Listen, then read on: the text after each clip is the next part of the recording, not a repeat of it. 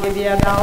আমার আল্লাহ দেখতে বলে না, না মুছা না, তুমি অন্য কোনো উম্মতের সন্ধান পাও নাই, যাদের সন্ধান পেয়েছো তারা হলো আমার উম্মত, আখির জামানার নবীর উম্মত। করে বলেন সুবহানাল্লাহ।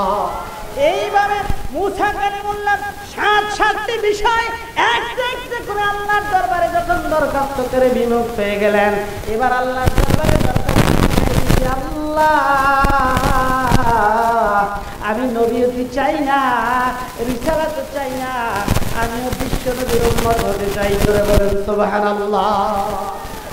কবুল করে না, কবুল করে কিছু রুহুল্লাহর দোয়া উঠাই নিয়ে গেছে আসমানে, পাঠায় দিবে কিয়ামতের শ্রেষ্ঠ আলামত বানাইয়া, ফেরেশতাদের পাখার উপরে ভর করে দামেস্কের সেই বাইতুল মুকাদ্দাসের মধ্যে নামবে। জোরে বলেন সুবহানাল্লাহ।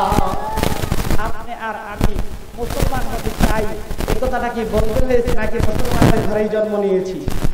জোরে আওয়াজ দিয়ে বলেন, কথা বলে না সবাই। আপনার মুসলমানের ঘরে হয়েছেন নাকি হিন্দুর ঘরে?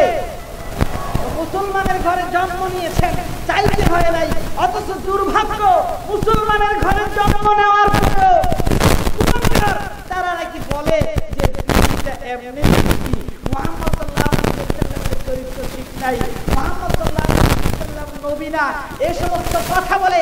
আবার যখন ঈদ আসে ভোট চুরি করার জন্য মাথায় টুপি দিয়ে ঈদগাহে গিয়ে ঈদের নামাজের বদলে জানাজা পড়ে আসে, ঠিক কিনা বলে?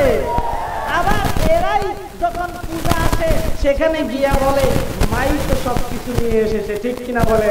আমরা এই তথ্য জানিয়ে দিতে চাই, এরা মুসলমান নয়, এরা হিন্দু, এরা খ্রিস্টান, এরা বৌদ্ধদের দালাল, ইসলামের দুশমন, ঠিক কিনা বলেন?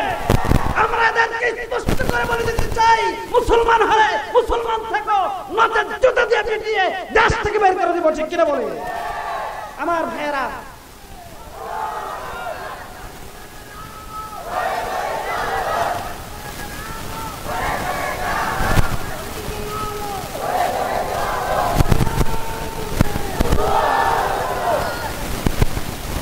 আল্লাহর কি রহমত আমাদেরকে পাঠিয়েছে মুসলমানের ঘরে। চলে বলেন আলহামদুলিল্লাহ।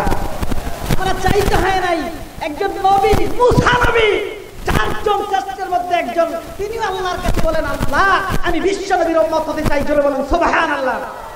এত বড় নিয়ামত পাওয়ার পরে বোকা কোথাকার বলে ইসলামের কোরআনটা বুরান হয়ে গেছে, এ কোরআন দিয়ে রাষ্ট্র চলে না, এ কোরআন দিয়ে বিধান চলে না, সমাজ চলে না। আমি বলবো তুই শয়তান, এই জন্য তোর জীবন চলে না, তুই মুসলমান নয়, তুই ইসলামের দুশমন, আল্লাহর শত্রু, ঠিক কিনা বলে?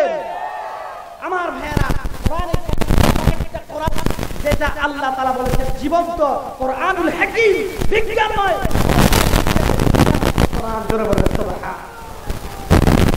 আমার ভাইয়েরা, শুধু খাবার দিয়েছেন তা নয়, আপনি আবার বলেন আমি তাওরাত কিতাব আমার পিতার কাছে শিখতাম, আমার পিতা আমাকে তাওরাত কিতাব শিক্ষা দিতেন, আমি তাওরাত কিতাবটা খুলে দেখি, আমার পিতা যেটাকে সিন্ধুকে বন্দী করে রেখেছিলেন ওই কিতাবটা যখন আমি খুললাম তখন দেখি তার মধ্যে লেখা শেষ জামানায় এমন একজন নবী আসবেন যিনি হবেন কিতাব ঘোষণ বাঁধবে, সর্বোচ্চ জায়গায় গিয়ে গিয়া আমার আল্লাহর জিকির করবে। জোরে বলেন সুবহানাল্লাহ।